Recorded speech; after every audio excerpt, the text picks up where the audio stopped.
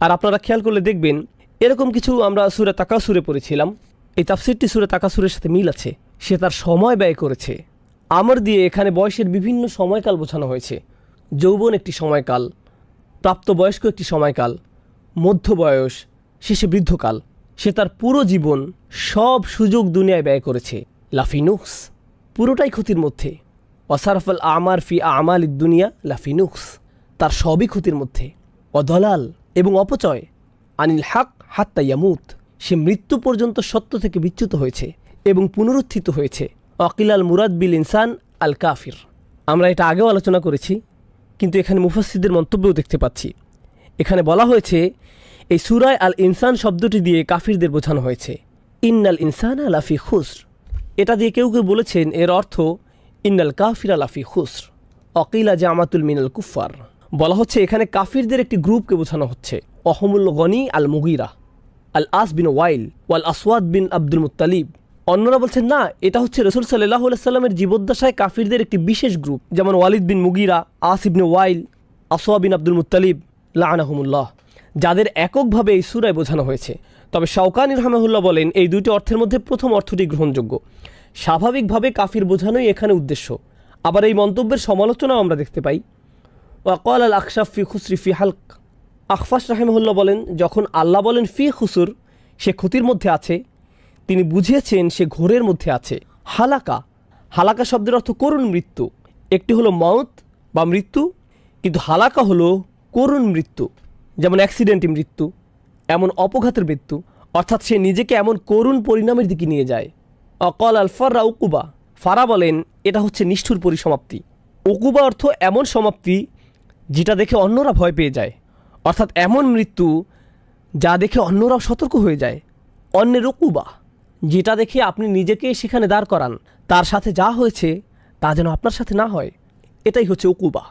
এরপর ইবনে জাইদ রাহিমাহুল্লাহ বলেন লাফিসার, লাফি খুসির দিয়ে এখানে লাফিসার বোঝানো হয়েছে, মানে সে শয়তানিতে ডুবে আছে। কেননা মানুষ শয়তানি কাজের মাধ্যমে মূলত চূড়ান্ত ক্ষতির মধ্যে পড়ে যায়। আর সাকিত রহমাহুল্লাহর মন্তব্য দেখি। আর সাকিত রহমাহুল্লাহ বলেন আল ইনসান শব্দটি এক বচনের হলেও এটা দিয়ে স্বাভাবিকভাবে পুরো মানব জাতিকে বোঝানো হয়েছে। এরপর আমরা ইমাম ইবনে তাইমিয়া রহমাহুল্লাহর খুবই মূল্যবান একটা মন্তব্য দেখতে পাই। এমনকি এটা এতই শক্তিশালী যে এটা মুফতি মোহাম্মদ শফি তার উর্দু তফসির মাআরিফুল কোরআনে উল্লেখ করেছেন। এটা বাংলাতে অনুদিত হয়েছে, তবে এর অনুবাদটি খুবই উচ্চমানের হয়নি। আপনারা যারা উর্দু পড়তে পারেন চেষ্টা করবেন উর্দুতে পড়তে, কিন্তু যারা উর্দু জানেন না তারা অন্তত এর অনুবাদটি পড়তে পারেন। ইবনে তাইমিয়া রহমাহুল্লাহর এই মন্তব্যে এমন কি আছে যে আমি আপনাদের এভাবে পড়তে বলছি? তিনি বলেছেন মানুষ দুটো বিষয়ের কারণে দিনের সত্যতা স্বীকার করতে চায় না। দুটি বিষয়ের কারণে মানুষ নিজেদের বাঁচাতে পারে না। তাহলে কয়টি বিষয় আছে যাতে আপনি নিজেকে বাঁচাতে পারেন না? দুইটি বিষয়।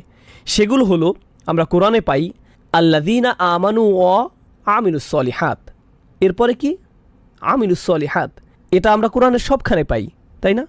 তারা বিশ্বাস করে এবং কাজ করে, তারা বিশ্বাস করে এবং কাজ করে। যদিও আমরা এটা এখনও বিস্তারিত আলোচনা করিনি। আল্লাহ ঈমান দিয়ে কী বুঝিয়েছেন, আল্লাহ সৎ কাজ দিয়ে কী বুঝিয়েছেন, এটিকে আমরা মৌলিক শব্দ হিসেবে ব্যবহার করি। এটা এখন প্রচলিত বাক্য হয়ে গিয়েছে। মূলত এটাই হলো ইবাদতের রাস্তা, নিজেকে বাঁচানো এবং আখিরাতে সফল হবার এটিই পথ। প্রথমটি ঈমান, দ্বিতীয়টি সৎ কাজ। ইবনে তাইমিয়া রহিমাহুল্লাহ বলেন মানুষের সামনে দুটি বাধা আছে, যে জন্য তারা ঈমান ও সৎ কাজ থেকে নিজেদের নিমিত্ত রাখতে পারে না। সেই দুটি বিষয় কি? তিনি বলেন একটি হচ্ছে শুবহাত, অপরটি হচ্ছে শাহওয়াত। এগুলোর অর্থ কি? শুবহাত অর্থ সন্দেহ, শাহওয়াত অর্থ আকর্ষণ, কামনা। তাহলে তিনি যে দুটি বিষয়ের কথা বলছেন যেগুলো মানুষকে সত্য স্বীকার করতে দূরে রাখে, সেগুলো হলো সন্দেহ ও আকর্ষণ। তিনি এ দিয়ে কী বুঝেছেন? দেখুন, আপনি যখন কাউকে এই দিনের দাওয়াত দেন, আপনি মূলত তাদের অনেক কিছু ছাড় দেওয়ার কথা বলছেন। সত্যি আপনি তাদের অনেক কিছু ছেড়ে দেওয়ার কথা বলছেন, অনেক কিছু ছাড় দেওয়ার কথা বলছেন। কলেজে আমার একজন বন্ধু ছিল, বিশাল দেহি, ফুটবল খেলতে ভালোবাসতো, আর আমরা ইসলাম নিয়ে সবসময় আলোচনা করতাম। তো একদিন আমি বললাম, ভাই তুমি কেন ইসলাম কবুল করছো না? সে বলল, আমি মদটা ছাড়তে পারবো না বন্ধু, আমি সত্যি এটা পারবো না। এটা সত্যিই বেশ মজার। তার বাধাটা কোথায়? সে কিন্তু দ্বিধায় নেই, সন্দেহ তার বাধা নয়, সে এটাকে সত্য বলে মেনে নিয়েছে, আকর্ষণ তার জন্য বাধা। অন্যরা হয়তো বলবে, আমি পার্টি করা বাদ দিতে পারবো না, আমি মেয়েদের সঙ্গ বাদ দিতে পারবো না, আমি নেশা করা বাদ দিতে পারবো না, আমি এটা বাদ দিতে পারবো না, সেটা বাদ দিতে পারবো না। এগুলো সবই আকর্ষণ। একদিকে আমরা পাই যারা বলে এটা সত্য, কিন্তু নিষিদ্ধ জিনিসের প্রতি টান আমার এতই বেশি যে আমি এটা বাদ দিতে পারবো না, এটা একটা সমস্যা। অন্যদিকে আরও সমস্যা আছে। এমন অনেকে আছে যারা আসলে এর সত্যতার ব্যাপারে সন্দিহান। তুমি কিভাবে জানলে যে তোমার ধর্মই একমাত্র সঠিক? আরও অনেক ধর্ম আছে, সেগুলো কি ভুল? সেই সব মানুষ কোথায় যাবে? তারা সবাই জাহান্নামে যাবে? এটাই তোমাদের বিশ্বাস? এটা আমি মানতে পারলাম না। আমি খুব বেশি চিন্তিত নই। কিভাবে এটা একমাত্র সঠিক পথ? আচ্ছা, যদি এটাই একমাত্র সঠিক পথ হয়ে থাকে, তাহলে কেন সবাই এটা মানছে না? এই ধরনের নানা প্রশ্ন তার মাথায় ঘুরতে থাকে। এভাবে তারা কিসের মধ্যে পড়ে যায়? সন্দেহে। এটাই হলো মানুষের সন্দেহের বাধা। এই দুইটির যে কোনো একটি অবশ্যই আপনাকে দিন থেকে দূরে রাখছে, এই দুইটির একটি। আর এখানে বলে রাখি, বেশিরভাগ মানুষের সমস্যা কিন্তু সন্দেহের নয়, বেশিরভাগ মানুষের সমস্যা হলো আকর্ষণ। এরপর তারা যখন আকর্ষণে পড়ে যায়, তখন শয়তান তাদের কাছে এসে নতুন ভাইরাস ছড়িয়ে দেয়, সেটা হলো সন্দেহ। তাই যখন আপনি তাদের দিনের দাওয়াত দেন, তারা বলে আমি সন্দেহে আছি, কিন্তু আসল সমস্যা তাদের সন্দেহে না। আসল সমস্যা কোথায়? আকর্ষণে। অন্যভাবে বললে, একটা হলো সাইকোলজিক্যাল সমস্যা, অপরটা হলো ইন্টেলেকচুয়াল সমস্যা। আপনি একে আত্মার সমস্যা বলতে পারেন, অন্তরের ব্যাধি। এটাই হলো আকর্ষণ। অন্যদিকে বুদ্ধিবৃত্তিক সমস্যা, মনের সমস্যা, এটা হচ্ছে সন্দেহ। বেশিরভাগ মানুষ বুদ্ধিবৃত্তিক সন্দেহের কারণ দেখায়, আসলে এটা সত্যি নয়। এটা আসলে বাইরের ঢাকনা, এটা খোলস। আসল সমস্যা হচ্ছে তাদের অন্তরে আকর্ষণ আছে, আর এই আকর্ষণ তারা ছাড়তে পারছে না। আর এটা তারা না ছাড়তে পেরে তারা সব ধরনের বুদ্ধিবৃত্তিক বাহানা দেয়। এমনকি আপনি যখন তাদের সব প্রশ্নের জবাব দেন, এতে সত্য উন্মোচিত হয়ে পড়ে, তারা না পেরে বলে আমি পরিবর্তিত হতে চাই না, আমি এটা ছাড়তে চাই না। তারা এতটাই আটকে যায় যে তারা এখন এখান থেকে বের হতে পারে না। এখন কেন আমি এই মন্তব্যটিতে গুরুত্ব দিচ্ছি? দেখুন, সূরার শেষে আল্লাহ বলছেন ইল্লাল্লাযীনা আমানু ওয়া আমিলুস সলিহাত, কিন্তু তিনি এখানে আরও দুটি বিষয়ের উল্লেখ করেছেন, ওয়াতাওয়াসাউ বিল হক ওয়াতাওয়াসাউ বিস সবর। ইবনে তাইমিয়া রাহিমাহুল্লাহ বলেন, ওয়াতাওয়াসাউ বিল হক, সত্য কোন জিনিসকে ধ্বংস করে? সন্দেহ। সত্যে সন্দেহের বিরুদ্ধে একটি অস্ত্র। তাহলে ওয়াতাওয়াসাউ বিল হক একটি বাধা দূর করে। তাহলে অন্য বাধাটি কি? শাহওয়াত, আকর্ষণ, কামনা। সেই আকর্ষণগুলির বিরুদ্ধে যুদ্ধ করার জন্য কেবল সত্য জানাই যথেষ্ট নয়। আর কি থাকতে হবে? সেগুলোর প্রতি ঝুঁকে না পড়ার সামর্থ্য, নিজেকে আটকানো, নিজেকে নিয়ন্ত্রণ করার ক্ষমতা। এটা কোথা থেকে আসবে? ওয়াতাওয়াসাউ বি আস-সবর। দেখেছেন, এই দুইটি বাধা যেগুলো মানুষকে ঈমান ও সৎকাজ থেকে দূরে রাখে, সেগুলো এখানে ওয়াতাওয়াসাউ বিল হক ওয়াতাওয়াসাউ বিস সবর কত সুন্দরভাবে ফুটে উঠেছে। এই মন্তব্যটি আমাদের জন্য খুব বেশি গুরুত্বপূর্ণ মনে হয়েছে আমার কাছে। এখন আমরা আরও কিছু মন্তব্য পড়ব। আমি আমার নোট থেকে আপনাদের এটা বলবো, যাতে আমি কিছু মিস করে না ফেলে, ইনশাআল্লাহ তাআলা। প্রথম মন্তব্যটি কেবল এই আয়াতটি নিয়ে। দেখুন, এই দুইটি আয়াতে আল্লাহ সুবহানাহু ওয়া তাআলা খুবই কঠিন একটি বাস্তবতা তুলে ধরেছেন। এর মধ্যে একটি হলো, মানুষ তাদের নিজেদের সমস্যা নিয়ে নিজেদের আচ্ছন্ন করে রেখেছে। আল্লাহ বলেছেন মানুষ ক্ষতির মধ্যে আছে, তাই না? ক্ষতির কথা মাথায় আসলেই আমরা ভাবি জাহান্নামের আগুন বা বিচারের দিন ইত্যাদি ইত্যাদি। কিন্তু আল্লাহ যেভাবে এই পৃথিবীতে মানুষ সৃষ্টি করেছেন, আগে তিনি এই ব্যাপারে বলেছেন। আমরা এটা পড়েছি, লাকাদ খলাকনাল ইনসানা ফি কাবাদ। আমি মানুষকে দুঃখ কষ্টের মধ্যে সৃষ্টি করেছি। এমনকি কাফিররাও প্রচুর পরিশ্রম করে। তারা সপ্তাহে 40 ঘন্টা 50 ঘন্টা কাজ করে কোনো রকম জীবনযাপনের জন্য, কিছু উপার্জন করার জন্য। তাদের অবস্থাও এমনই। এটা কারো জন্যই খুব সহজ নয়। এই পৃথিবীতে অনেক অমুসলিমও ঠিকমতো খেতে পায় না, তাদের সন্তানরা না খেয়ে থাকে, তারা নানা ধরনের শোষণের শিকার হয়। এটা এমন নয় যে সব কাফিরদের জন্যই দুনিয়াটা জান্নাত, তারা দুনিয়াবি দিক থেকেও ক্ষতির মধ্যে আছে, তারা অনেক ধরনের সমস্যা আছে। কিন্তু আসল ব্যাপার কি জানেন? মানুষ যখন পুরোপুরি নিজেদের সমস্যায় নিজেদেরকে আচ্ছন্ন করে রাখে, তারা শুধুই নিজেদের কথা ভাবে, তখন তারা বৃহৎ ছবিতে নিজেদের দেখতে পায় না। তারা দেখতে পায় না যে তাদের এই সমস্যাটি আসল সমস্যার তুলনায় কোনো সমস্যাই নয়। আপনার মনে হয় এটা কোনো সমস্যা? এর চেয়ে অনেক বড় সমস্যা সামনে পড়ে আছে। অতএব তারা মনে করে এই দুনিয়ায় ক্ষতির মধ্যে আছে, কিন্তু ভালোভাবে অনুধাবন করলে যে বিশাল সমস্যা সামনে আসছে তার তুলনায় এটা কিছুই নয়। এই ব্যাপারটি আমরা প্রথমত নোট করব। এরপরে কি হয়? যখন আপনার নিজের ঈমান নেই, যখন আপনার সেই চাবি নেই, জানিয়ে আমরা পরবর্তী আয়াতে কথা বলবো, আপনার সেটাকে আরও বড় মনে হবে। আপনার মনে হচ্ছে আপনার একটা বড় সমস্যা আছে। আমি মাঝে মাঝে এই আয়াতটি স্মরণ করি। আমরা মানুষেরা খুব দুর্বল। আমরা এভাবে ভাবি। আমি যখন মেরিল্যান্ডে থাকতাম, একবার আমাদের বাড়ির বেসমেন্টে বন্যা হয়েছিল। আমরা ভাবলাম, ও আল্লাহ, বাড়ির সামনে পুরো ভিজে গিয়েছে, এই সেই ইত্যাদি। আলহামদুলিল্লাহ টেক্সাসের বাড়িগুলো বেসমেন্ট নেই, এটা সুন্দর। এরপরে আমার এক ভাইকে কল দিলাম আমাদের সাহায্য করার জন্য। আমাদের খুবই খারাপ লাগছিল। আমার বাচ্চারা উপরতলায় ছিল, বাসার ইলেকট্রনিক্সের জিনিসপত্র আছে। তো সেই ভাই আসলেন। ভাইটি চমৎকার, আলহামদুলিল্লাহ। তিনি সম্ভবত সোমালিয়ান ছিলেন, খুবই কাজের মানুষ। তিনি একটা ইসলামিক স্কুল ও একটি মসজিদে দেখাশোনা করতেন। তিনি বললেন, ভাই আপনাকে দেখে খুব চিন্তিত মনে হচ্ছে। আমি বললাম, হ্যাঁ ভাই, আমি একটু চিন্তিত বোধ করছি। তিনি বললেন, পানি নিয়ে ভাববেন না, আপনি চাইলেও পানির সাথে যুদ্ধ করতে পারবেন না। এটা ফেরাউনকেও মেরে ফেলেছিল। আর আমি তার সাথে আড্ডা দিতে শুরু করেছিলাম। তিনি আমাকে তার জীবনের গল্প শোনালেন। সুবহানাল্লাহ, সুবহানাল্লাহ। তার বয়স ছিল তখন মাত্র 5 বছর, যখন তার গ্রামে শত্রু আক্রমণ করেছিল। আর তিনি একটা খড়ের গাদার পেছনে একটা গাধার আড়ালে লুকিয়েছিলেন। তিনি সেই বাচ্চা বয়সে বাড়ি থেকে বেরিয়েছেন। তার পুরো পরিবারকে হত্যা করা হয়েছে। তিনি ছিলেন তার পরিবারের একমাত্র বেঁচে যাওয়া সদস্য। মাত্র 5 বছর বয়স থেকে তিনি একাই বেঁচে আছেন। তিনি একাই প্রায় আফ্রিকার অর্ধেকটা ঘুরে বেরিয়েছেন। তিনি ইথিওপিয়ায় গিয়েছেন, সেখান থেকে খালিজে পৌঁছেছেন। তিনি একজন আলেমের সাথে কাজ শুরু করেন, কিছুটা ব্যবসা বাণিজ্য শেখেন, নিজে একজন ইঞ্জিনিয়ার হয়ে ওঠেন। অসাধারণ গল্প। আর যখন আমি তার গল্প শুনলাম, আমার মনে হলো, ভাই, আমার কোনো সমস্যাই নেই। আপনি আপনার নিজের সমস্যায় ডুবে থাকেন, আপনার সেটাকে অনেক বড় মনে হয়। এটা হলো মানুষের জন্য আরেকটি ক্ষতি। মানুষ নিজেদের সমস্যার দিকে তাকালে বুঝতে পারবে না সে যে সমস্যায় আছে তা অন্যদের সমস্যার তুলনায় কিছুই না। তার মধ্যে আল্লাহর প্রতি কৃতজ্ঞতা বোধ কাজ করবে না। আর যখন এমনটি হবে, মানুষ যখন প্রচণ্ডভাবে নিজেদের নিয়ে ব্যস্ত হয়ে পড়ে, তারা তাদের নিজেদের সমস্যা নিয়ে ব্যস্ত হয়ে পড়ে, তারা 3টি জিনিসের শিক্ষা থেকে বিমুখ হয়ে পড়ে। 3টি জিনিসের প্রতি আমি এখানে আলোকপাত করব। এর প্রথমটি হলো আল্লাহর সৃষ্টি থেকে পাওয়া শিক্ষা। তারা আল্লাহর সৃষ্টিগুলোকে চিহ্ন হিসেবে দেখে না, যা মানুষের জীবনের আসল উদ্দেশ্যের প্রতি স্মরণ করিয়ে দেয়। আপনার জীবনের আসল সমস্যাগুলো কি? টাকা পয়সার সমস্যা কোনো সমস্যাই না, স্বাস্থ্যগত সমস্যা কোনো সমস্যাই না, ইমানের সমস্যা আসলে অনেক বড় সমস্যা। তুলনা করতে চাইলে এটা অন্যান্য সমস্যার তুলনায় কোনো সমস্যাই না। আপনার হয়তো সামাজিক সমস্যা আছে, এটা কিছুই না। চাকরির সমস্যা কোনো সমস্যাই না।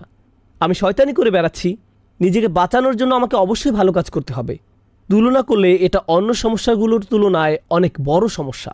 আর আল্লাহর আয়াত দেখে, আল্লাহর সৃষ্টি দেখে স্বাভাবিকভাবেই আপনার স্রষ্টার কথা মনে হতে হবে। আপনার মধ্যে কৃতজ্ঞতা বোধ জন্মাবে আর আপনার জীবনের উদ্দেশ্যে স্মরণে আসবে। তারা এইসব সৃষ্টিকে একটা নিদর্শন হিসেবে দেখতে ব্যর্থ হয়। অন্যভাবে বললে তারা ইতিহাসের শিক্ষা নিতে জানে না। এটাই এই সূরায় বলা হয়েছে। যখন আল্লাহ বলেন ওয়াল আসর, আসর শব্দটি মনে করুন, এমন সময় যা ফুরিয়ে যায়। আপনি যদি শুধু ইতিহাসের দিকে তাকান, দেখতে পাবেন কত শত মানুষ ব্যর্থ হয়ে চলে গিয়েছে। তাদেরও সফল হওয়ার জন্য সময় ছিল, আর তারা তাদের সময়ের সদ্ব্যবহার করেনি। তারা ব্যর্থ হয়েছে, মারা গিয়েছে, আর তাদের সুযোগ শেষ হয়ে গিয়েছে। এরপর নতুন প্রজন্ম এসেছে নতুন সুযোগ নিয়ে, তারাও একইভাবে তাদের সময় হারিয়েছে, তারাও মারা গিয়েছে। আর এখন আমার সময় এসেছে, আমার সুযোগ আছে, আমি কোনোভাবেই এমন ভুল করব না যা আগের মানুষেরা করেছিল। তাই আল্লাহ বলছেন, আগের জাতি তাদেরকে দেয়া সুযোগ হারিয়েছে। আল্লাহ এখানে বিগত সব ঐতিহাসিক ঘটনাবলী কেবল একটি শব্দ ওয়াল আসর এটা দিয়ে তুলে ধরেছেন। সেটি হলো, যারা চূড়ান্ত ক্ষতির মধ্যে পড়েছে, তারা সবাই নিজেদের সময়ের সদ্ব্যবহার করতে ব্যর্থ হয়েছে। তারা দেরি করে ফেলেছে। মিন ক্বাবলি আন ইয়াতিয়া আযাবিন আলিম, কোনো আযাব আসার আগেই সময়ের সদ্ব্যবহার করে নাও। আর সবশেষে ওহির নিদর্শনের ব্যাপারে বলবো, যখন আপনি নিজের সমস্যার ব্যাপারে বেশি চিন্তিত, আপনি কোরআনের দিকে তাকাতে ভুলে যান। আপনি ওহির প্রতি আগ্রহ হারিয়ে ফেলেন। আপনি রাসূলুল্লাহ সাল্লাল্লাহু আলাইহি সাল্লামের নির্দেশের কথা ভুলে যান। আমি কিভাবে আমার জীবন পরিচালনা করব, আমি সামনে কোন দিকে যাব, কারণ তখন আপনি শুধুমাত্র আপনার নিজের ক্যারিয়ার নিয়ে ভাবেন। আপনি নিশ্চয়ই রাসূল সাল্লাল্লাহু আলাইহি সাল্লাম থেকে কোনো ক্যারিয়ার টিপস বা প্রোগ্রামিংয়ের কোনো কথা শুনবেন না। আপনি কোরআন থেকে সেটা পাবেন না। কিন্তু আপনি যদি জানতে চান আমি কোথায় আমার সম্পদ খরচ করব, আমি কিভাবে আমার বাচ্চাদের বড় করব, প্রতিবেশীদের সাথে আমার কেমন আচরণ করা উচিত, বাবা মায়ের প্রতি আমার কী কর্তব্য রয়েছে, আপনি যদি এভাবে ভাবা শুরু করেন আমি কি কি ভালো কাজ করতে পারি, তাহলেই আপনি কোরআনের দিকে ফিরবেন, তাহলেই আপনি নবী করিম সাল্লাল্লাহু আলাইহি সাল্লামের দিকে ফিরবেন। সুতরাং এরকম নিজেদেরকে নিয়ে ব্যস্ত থাকা ব্যাপারটাই মানুষের জন্য একটা ক্ষতি। এরপর শাহ ওয়ালিউল্লাহ দেহলভী রহমাহুল্লাহর একটা অসাধারণ উক্তি আপনাদের সাথে শেয়ার করব। এটা সূরা আসরের ব্যাপারে। এই আয়াতে আসর শব্দটির সাথে মানুষের ক্ষতির সম্পর্ক নিয়ে শাহ ওয়ালিউল্লাহ দেহলভী রহমাহুল্লাহ কোরআনের কিছু আয়াতের জন্য একটা বিশেষ শব্দ ব্যবহার করেছেন। তিনি এটাকে বলেন আত-তাযকির বি আইয়ামিল্লাহ, আল্লাহর দিনগুলোর মাধ্যমে স্মরণ। আল্লাহর দিন কোনগুলো? যেদিন তিনি মানুষকে সৃষ্টি করেছেন, যেদিন তিনি নবীজি সাল্লাল্লাহু আলাইহি সাল্লামের উপর কোরআন নাজিল করেছেন, বদরের দিনটি, যেদিন নূহ আলাইহিস সালামের বিরোধীদের উপর বন্যা হয়েছিল, যেদিন পানি দ্বিখণ্ডিত হয়েছিল, যেদিন ফেরাউন ধ্বংস হয়েছিল, যেদিন মূসা আলাইহিস সালাম আল্লাহর সাথে কথা বলেছিলেন, ইত্যাদি ইত্যাদি। এগুলো হলো মানব ইতিহাসের অনন্য কিছু দিন। আর আল্লাহ এই দিনগুলোকে কোরআনে উল্লেখ করেছেন, তাই না? নিশ্চয়ই ভবিষ্যতে এমন আরও অসাধারণ কিছু হতে যাচ্ছে। বিচারের দিন, যেদিন বিশ্বাসীরা তাদের স্রষ্টাকে দেখতে পাবে। এগুলো হলো সময়ের মধ্যে কিছু গুরুত্বপূর্ণ সময়। আর ওয়াল আসর বলার মাধ্যমে এবং সেই সতর্কবাণী থেকে বাঁচার উপায় হলো, আমরা যদি শুধু সেই দিনগুলো স্মরণ করি, আর সেগুলোই আমাদের নিজেদের বাঁচানোর জন্য যথেষ্ট হবে, সব কিছু ঠিক রাখার জন্য যথেষ্ট হবে।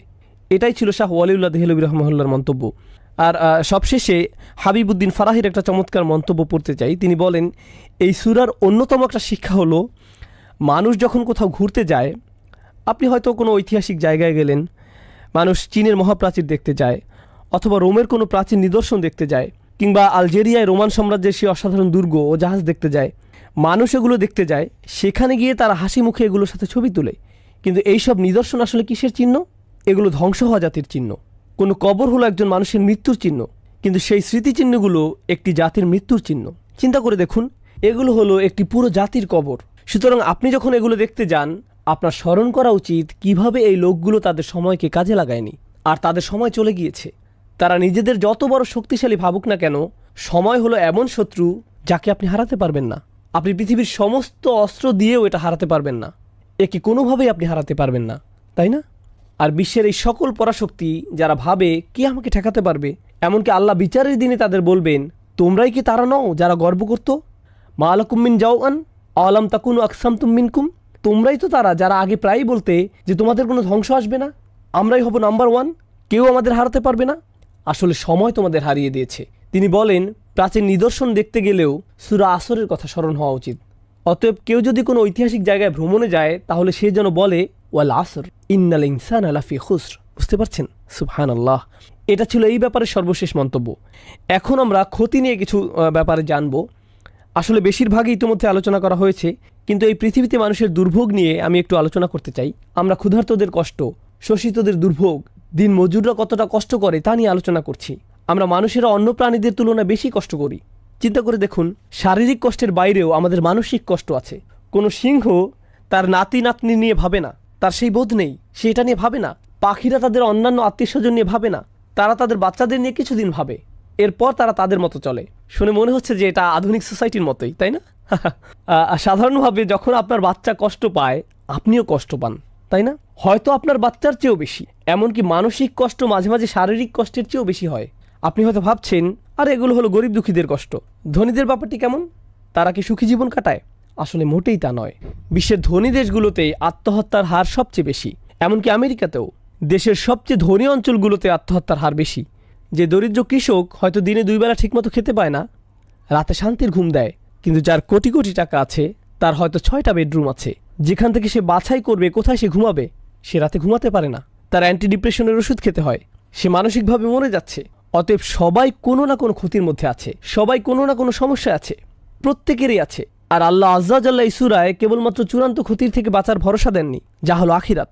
আখিরাত হলো চূড়ান্ত ক্ষতি, জাহান্নামের আগুন, আল্লাহর সামনে দাঁড়িয়ে আপনার নিজের কাজের বর্ণনা দেয়া, সেটাই হলো চূড়ান্ত ক্ষতি। বরং তিনি এই দুনিয়ায় কিভাবে ক্ষতি থেকে বাঁচা যায় সেটাও বলে দিয়েছেন।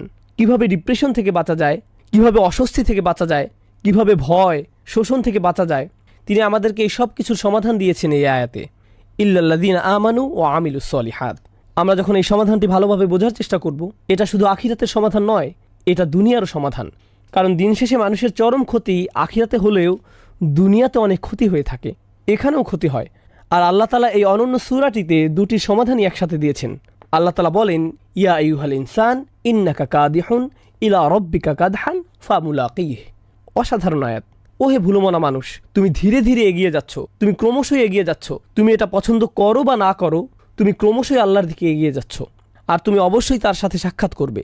তুমি যাই ভাবো না কেন, তুমি এর কোনো প্রস্তুতি নিয়েছো বা নাওনি, তুমি গুরুত্ব দাও বা না দাও, তুমি এটা শুনতে চাও কিংবা না চাও, প্রতি মুহূর্তেই তুমি তার সাথে দেখা করার দিকে এক ধাপ করে এগিয়ে যাচ্ছ।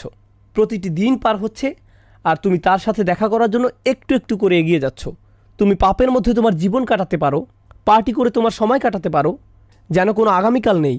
আসলে আগামীকাল বলে কিছু আছে এবং সেটা আসছে, আর তখন তুমি তার সাথে দেখা করবে। অতএব এটাই হলো সেই অসাধারণ শিক্ষা যা এই সূরায় অন্তর্নিহিত আছে। এখন আমি আপনাদের এই দুইটিকে একত্রিত করে বলবো। একটি হলো দুনিয়ার ক্ষতি, অপরটি হলো আখিরাতের ক্ষতি। এই দুনিয়া হয়তো কেউ বলবে, ভাই আমার যদি একটা ভালো চাকরি থাকতো, আমার যদি গাড়ি থাকতো, আমি যদি এই মেয়েটিকে বিয়ে করতে পারতাম, আমার যদি এটা থাকতো, আমার যদি সেটা থাকতো, আমার যদি এই সমস্যা না থাকতো, আমার যদি সেই সমস্যা না থাকতো। আর আখিরাতে কী হবে? ইয়া লাইতানি কুনতু তুরাবা, হায় আমি যদি ময়লা হতাম। আপনি কি অবস্থাটা বুঝতে পারছেন? সুবহানাল্লাহ। আপনি কি মনে করেন এই দুনিয়ার সমস্যাগুলো অনেক বড়? বিশাল বড় সমস্যা আসছে। সুবহানাল্লাহ। আপনি যদি মানুষের এই ক্ষতি অনুধাবন করতে পারেন, তাহলে আপনি ইন্নাল ইনসানা লাফি খুসর এটা অনুধাবন করতে পারবেন। এখন আমরা এই সূরার শেষ আয়াতটি পড়ব ইনশাআল্লাহ তাআলা। মনে রাখবেন, এই সব কিছু আসলে একটি বাক্য। এই পুরো সূরাটি আল আসর ইন্নাল ইনসানা লাফি খুসর ইল্লাল্লাযীনা আমানু ওয়া আমিলুস সালিহাত ওয়া তাওয়াসাউ বিল হক ওয়া তাওয়াসাউ বিস সবর। ভাষাগতভাবে এটি আসলে একটি বিবরণ, একটি আলোচনা, এগুলো বিচ্ছিন্ন নয়। আমরা এতক্ষণ যে ব্যতিক্রমী গুণগুলো নিয়ে আলোচনা করেছি, এমন মানুষ সবসময় সংখ্যায় কম হয়, আর এই ব্যতিক্রমী গুণগুলো যাদের মধ্যে থাকে না, এরা সবসময় সংখ্যায় বেশি থাকে। অন্যভাবে বললে, যারা ক্ষতির মধ্যে আছে এরাই সংখ্যায় বেশি, আর যারা সফল মানুষ তাদের সংখ্যা কম। সমাজের আরেকটা ব্যাপার আমাদের জানা প্রয়োজন। আসলে এভাবেই পৃথিবী চলে। বেশিরভাগ মানুষ ভালো মন্দ নির্ধারণ করে, বেশিরভাগ মানুষ সমাজের গতি প্রকৃতি ঠিক করে, বেশিরভাগ সমাজের আদর্শ রূপ নির্ধারণ করে। মনোবিজ্ঞানে স্বাভাবিক আচরণকে কীভাবে ব্যাখ্যা করা হয় জানেন? স্বাভাবিক আচরণ তাকে বলা হয় যা সবাই করে, আর অস্বাভাবিক আচরণ বলা হয় তাকে যা অন্যরা করে না। অন্যভাবে বললে, সবাই একদিকে গাড়ি চালাচ্ছে আর আপনি অন্যদিকে গাড়ি চালাচ্ছেন, আপনি ভুল করছেন। অস্বাভাবিক আচরণ। ধর্মীয়ভাবে বিষয়টি মোটেও এমন নয়। আপনি এমন একটি সমাজে থাকেন যেখানে সবাই কিছু কাজ একভাবে করে। আপনি হয়তো চাকরিতে গেলেন, সেখানে সবাই কিছু কাজ করে, কিন্তু আপনি মুসলিম হলে আপনি সেই কাজগুলো করতে পারবেন না। তাহলে এবার ভাবুন, তারা আপনাকে কীভাবে নেবে? শুধু মুসলিম নয়, বরং অদ্ভুত, অস্বাভাবিক। আপনি মিশতে পারছেন না। এই লোকটি একটু কেমন যেন, রুমের কোনায় গিয়ে লোকটি কী করছে? সে এইসব খাবার খাচ্ছে না কেন? কি মজাদার খাবার এগুলো। সে চলে গেল, সে কেন পার্টিতে আসলো না? সে কেন সেই মেয়েটিকে এড়িয়ে গেল? সে কেন এরকম করে? তারা এটা বুঝতে পারে না, তারা মনে করে এটা অদ্ভুত। আর বলে রাখি, যখন আপনাকে প্রতিনিয়ত অদ্ভুত হিসেবে দেখা হয়, আপনার উপরে এর প্রভাব পড়ে। আমি তো অদ্ভুত হয়ে থাকতে চাই না, আমি চাই না আমাকে এভাবে দেখা হোক। তখন কি হয় ভাবতে পারেন? যদিও বেশিরভাগ মানুষই ক্ষতির মধ্যে আছে, আপনিই ছিলেন সফলতার মধ্যে, তারা আপনাকে বুঝিয়ে ফেলে যে আপনি আসলে ক্ষতির মধ্যে জীবনযাপন করছেন। আপনার আসলে বাকিদের মতো হওয়া উচিত। তারা আপনাকে মানসিকভাবে বুঝিয়ে দেয়, ভাই, এভাবে থাকাটা কঠিন হয়ে যাচ্ছে, তুমি এভাবে থাকতে পারবে না। এখানে সবাই যার যার জীবন উপভোগ করছে, আমি কেন এই অদ্ভুত জীবনযাপন করছি? তাহলে সমস্যাটা শুধু ঈমান আনাতেই সীমাবদ্ধ নয়, বেশিরভাগ মানুষই ক্ষতির মধ্যে আছে, এটাও আমাদের জানা প্রয়োজন। কারণ বেশিরভাগ মানুষের একটা শক্তি আছে। আমার শিক্ষক মাঝে মধ্যে স্রোতের অনুকূলে সাঁতার কাটার একটা উদাহরণ দিতেন। সকল মাছ একদিকে যাচ্ছে, অপরদিকে একটা বা দুইটা মাছ স্রোতের প্রতিকূলে যাওয়ার চেষ্টা করছে। স্বাভাবিকভাবেই যে কেউ দেখলে এটাকে পাগলামি বলবে, আরে ভাই, অনুকূলে যাও, সবাই একদিকে যাচ্ছে, তুমি কেন অন্যদিকে যাচ্ছ? এটা কঠিন, এটা কঠিন থেকে কঠিনতর হতে থাকবে, এটা বাড়তেই থাকবে। সুবহানাল্লাহ। এটাই হলো এই সমাজে মানুষের উদাহরণ। পুরো সমাজের মানুষই ক্ষতির দিকে যাত্রা করছে, আর আমাদের দায়িত্বটা খুবই গুরুত্ববহ। কারণ আপনি যদি এমন একটি সমাজে থাকেন যেখানে ইসলাম যেভাবে চর্চা করা উচিত সেভাবে চর্চা করা হয়, যদি এমন হয়, বলে রাখি, যা বিশ্বের বেশিরভাগ জায়গাতেই হয় না, এমন কাল্পনিক চিন্তা করবেন না যে আমি একটা মুসলিম দেশে যাব, সেটা খুব সুন্দর হবে। বাস্তবতায় আসুন, মুসলিম দেশগুলোতে কি হয় আমাদের জানা উচিত। যদি এমন হয়, আর ইনশাআল্লাহ তাআলা এমনটাই হবে, আল্লাহ আমাদের দিনকে প্রতিষ্ঠিত করবেন। আপনি যদি এমন কোনো সমাজে বাস করতেন, তখন আল্লাহর আনুগত্য করাটা সহজ হতো, কারণ সমাজের বেশিরভাগ মানুষ এটা করত। তখন কেবল আপনি করতে পারতেন তাই নয়, এটা করাটা আপনার জন্য সহজ হতো। কিন্তু এই সমাজে আল্লাহর আনুগত্য করাটা অপেক্ষাকৃত কঠিন, কারণ বেশিরভাগ মানুষ আল্লাহর নাফরমানি করছে। সমাজ আল্লাহর অবাধ্যতায় লিপ্ত। এমনকি হয়তো এটা শুধু সমাজেই নয়, হয়তো এটা আপনার পরিবারের ক্ষেত্রেও সত্য। আপনার পরিবারের বেশিরভাগ মানুষ হয়তো ক্ষতির দিকে এগিয়ে যাচ্ছে, আর আপনি নিজেকে সেখান থেকে বাঁচাতে চাইছেন। তারা হয়তো বলবে, তুমি কেন দিন দিন একটা অপদার্থে পরিণত হচ্ছ? উল্টো হয় তারাই আপনাকে ব্যর্থ বলবে। কিছুটা হাস্যকর, কারণ আসলে তারাই ব্যর্থতার দিকে যাত্রা করছে। সুবহানাল্লাহ। এটা একটা অসামান্য চিত্র যার প্রতি আমাদের নজর দেওয়া উচিত, যা এই আয়াতে ব্যতিক্রম হিসেবে তুলে ধরা হয়েছে। ইল্লাল্লাযীনা আমানু ওয়া আমিলুস সালিহাত ওয়া তাওয়াসাউ বিল হক ওয়া তাওয়াসাউ বিস সবর। এই ব্যাপারে প্রথমেই যা বলবো তা হলো, যখন আল্লাহ মানুষের কোনো ক্ষতির কথা বলেন, সেখানে একবচন ব্যবহার করা হয়, আল ইনসান। যদিও শুরুতে সব মানুষ নিয়ে আলোচনা করা হয়েছে, আমরা এর আগে দায়িত্বের ব্যাপ্তি নিয়ে আলোচনা করেছি, সেখানেও একবচন ব্যবহৃত হয়েছে। এর অর্থ কি জানেন? দিন শেষে আপনি ভাবতে পারেন আপনি সমাজের অনুসরণ করছেন, আপনি সমাজের অনেককে আপনার সাথে পাবেন, আপনার পরিবার আপনার সাথে আছে, আপনার গোত্র আপনার সাথে আছে, আপনার দেশ আপনার সাথে আছে, কিন্তু যখন আপনার কোনো ভুলের ক্ষতিপূরণ দিতে হবে, কেউই আপনার সাথে থাকবে না, আপনি নিজেই এর ক্ষতিপূরণ দিবেন। মানুষ সমাজ অনুসরণ করে, কিন্তু যখন সময় আসবে, ওয়াতাকাত্তাআত বিহিমুল আসবাব, সকল সুসম্পর্ক শেষ হয়ে যাবে। কিন্তু ব্যতিক্রমের কথা যদি ভাবেন, কিন্তু আল্লাহ বলেননি ইল্লাল্লাযীনা আমানা ওয়া আমিলা সলিহা ওয়া আমিলা সলিহা ওয়া তাওয়াসাউ বিল হক ওয়াতাওয়াসাউ বিস-সবর। না, তিনি এখানে এক বচন ব্যবহার করেননি, তিনি এখানে বহু বচন ব্যবহার করেছেন। এখানে বহু বচন ব্যবহার করেছেন। তাহলে আমাদের অবশ্যই এক বচন থেকে বহু বচনের পার্থক্য বুঝতে হবে। আমরা এ থেকে যা বুঝতে পারি তা হলো, এই সামান্য কিছু মানুষ যারা সমাজের আর 10 জনের মতো নয়, তারা স্রোতের প্রতিকূলে চলে, তাদের বাঁচার একমাত্র উপায় হলো তাদেরকে একত্রিত হতে হবে, একসাথে মিলতে হবে। তারা আলাদা হতে পারবে না। এটা এমন পাতার মতো যা গাছ থেকে বিচ্ছিন্ন হলে মরে যায়। তাদেরকে অবশ্যই উম্মার সাথে একত্রিত হতে হবে। উম্মার একতা, বিশ্বাসীদের এর সাথে লেগে থাকে আমাদের বাঁচার উপায়, যা এই আয়াতে ফুটে উঠেছে। কারণ এখানে বহু বচন ব্যবহৃত হয়েছে। ঈমান এমন কোনো বিষয় নয় যা আপনি একা একা ধরে রাখতে পারবেন। ঈমান ভালো মানুষের সাহচর্যে উন্নত হয়, মনে করিয়ে দেওয়ার মাধ্যমে, কোনো উপদেশের মাধ্যমে, জামাতে নামাজ আদায় করার মাধ্যমে এটা উন্নত হয়। এগুলো সবই ঈমান তাজা করে, কারণ এগুলো আমরা একসাথে করি, এগুলো সবাই মিলে করি। তাই আমিলু এখানে শব্দটি খুবই চমৎকার। তাই আমিলু এখানে শব্দটি খুবই চমৎকার। আল্লাহ তাআলা ব্যতিক্রমী গুণগুলো বহুবচনের মাধ্যমে বলেছেন। হয়তো আপনার মনে হতে পারে ঈমান হলো ব্যক্তিগত বিষয়। আচ্ছা, ভালো কাজ হয়তো আমরা একসাথে করতে পারি, তাওয়াসাউ বিল হক, তাওয়াসাউ বিস সবর, এগুলোতে অন্য মানুষের সহায়তা লাগে, কিন্তু ঈমান তো ব্যক্তিগত বিষয়। কিন্তু এমন কি ঈমানকেও আল্লাহ তাআলা সামষ্টিক কাজ বলেছেন।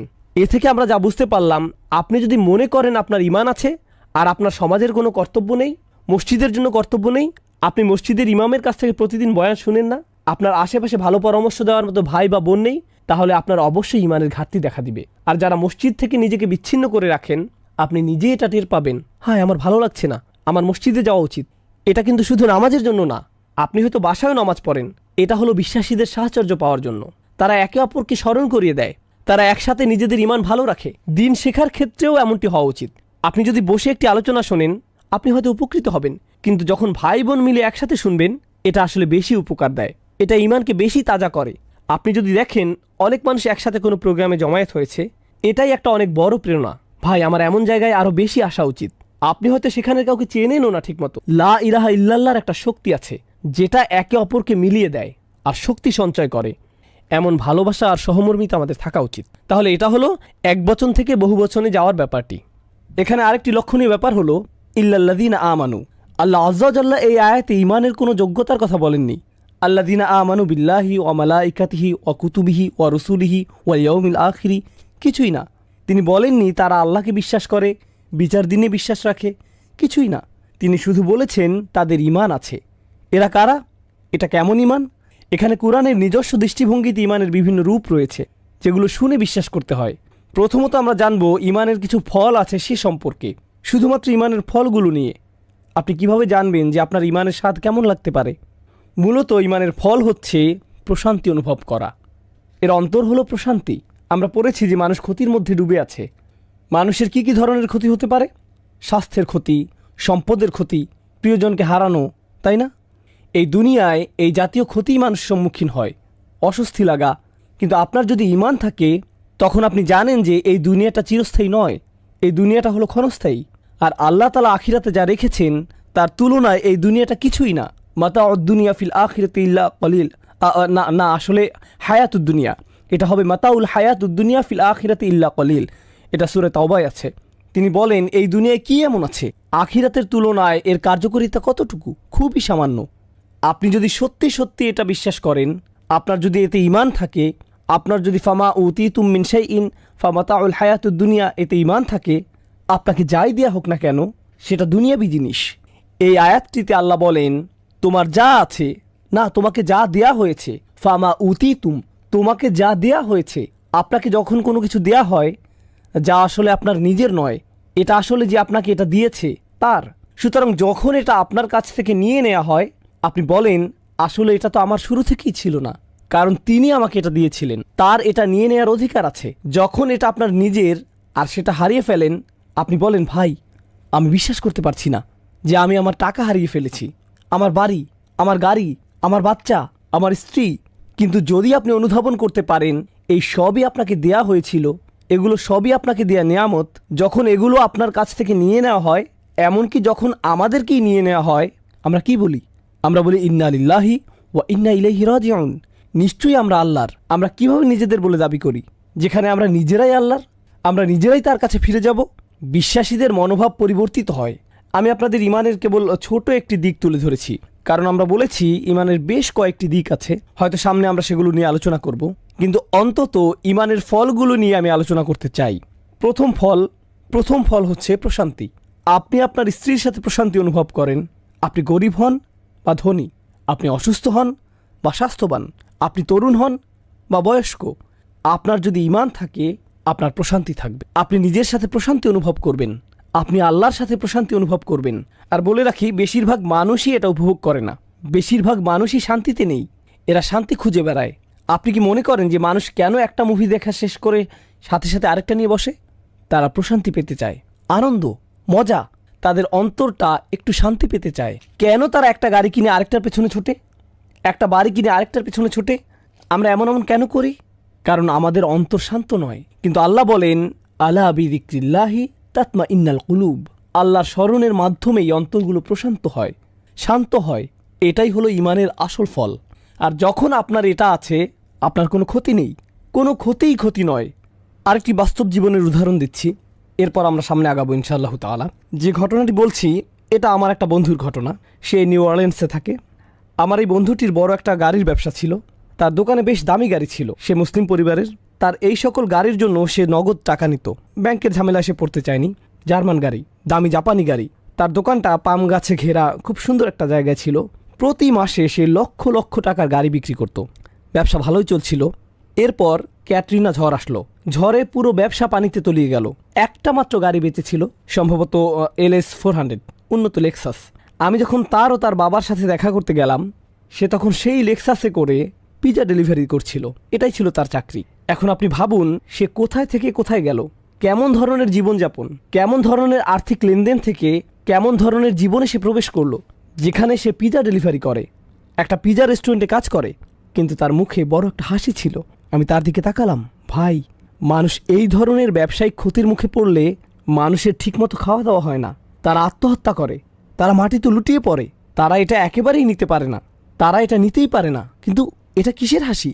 সে বলল, যখন ব্যবসা ভালো চলছিল আমাদের মসজিদে যাওয়ার সময়টুকু ছিল না, আমি আমার বউকে ঠিকমতো দেখতাম না, বাচ্চাদের সাথে দেখা হতো না।